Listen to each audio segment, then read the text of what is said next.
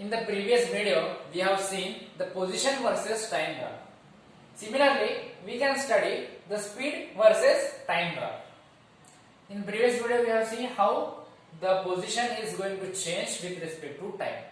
Now, we will see how the speed is going to change with respect to time.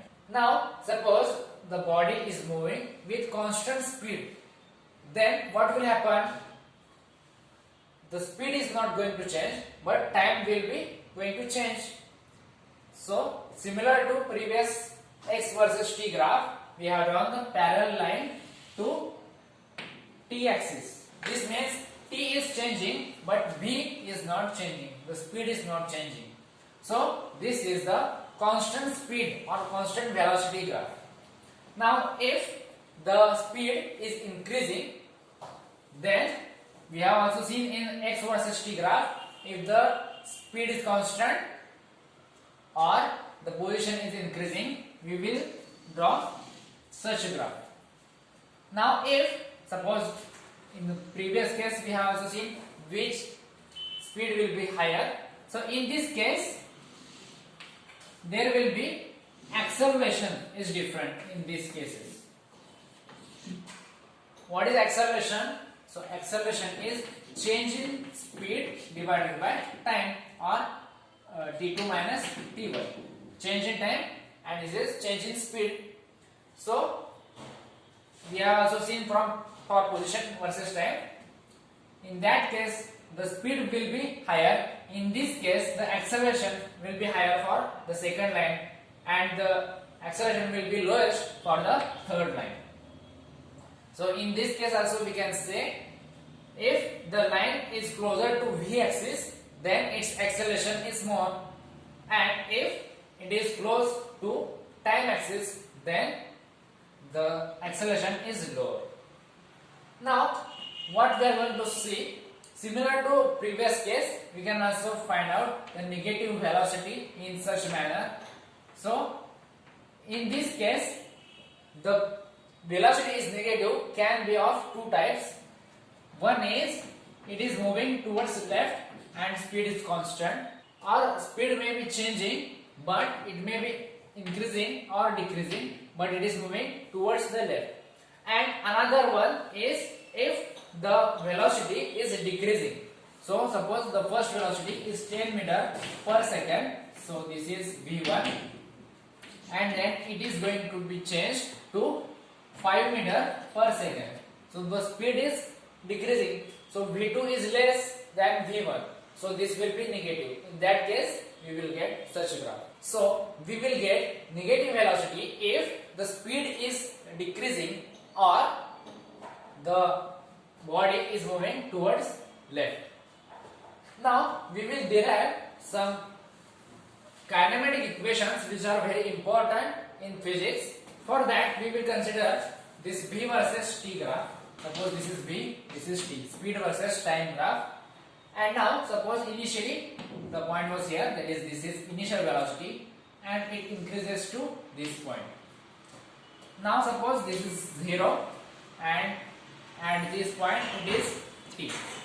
The initial velocity, let's say it was u, and finally it reaches to v in time t. So, this t is for axis t, time axis, and this t is a value of that particular time. It may be 5 seconds, 10 seconds, or it may be in minutes, hours, etc. So, what is actually this graph suggests us? If we join this point, so this forms an quadrilateral, right? So, this area under this curve is represented by v into t. So, if you do dimensional analysis, so this will give you the displacement. So, what is the use of this graphical method is we can find out what is the distance covered by the object or the body using this graph. So, this graph can be in such a way. Then also this definition holds. That is, the area under this curve will be exactly equal to the displacement or the distance. Now, we will form one equation using that. So we know this is the area under the curve, that is the straight line. So what we will do, we will divide this in two different sections. So this section is rectangle or square, it may be, but in general it is rectangle, and this is the triangle. So if we add area of this rectangle plus area of this triangle, we will get the total area. So what is area of rectangle? The multiplication of two sides. Now here it is u, so it is from 0 to u. So this side is equal to u and this side is equal to t. So what we will get, x is equal to, first area is u into t plus, now here is triangle, the area of triangle is given by half into base into height. Half base, what is base? It is t. And what is height?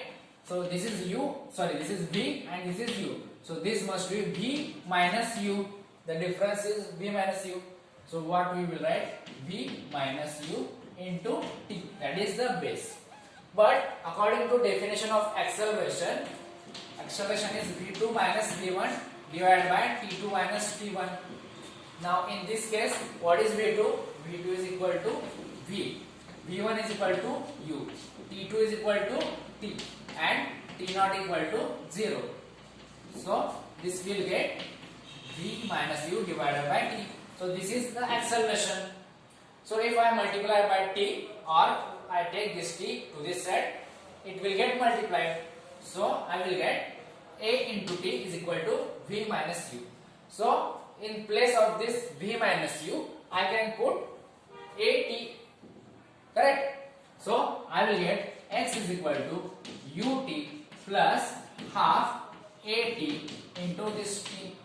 This t and this t, there are multiplication. So we can write x is equal to ut plus half at squared. Right. So this is first equation, which is called kinematic equation. If this graph starts from here, then what will happen?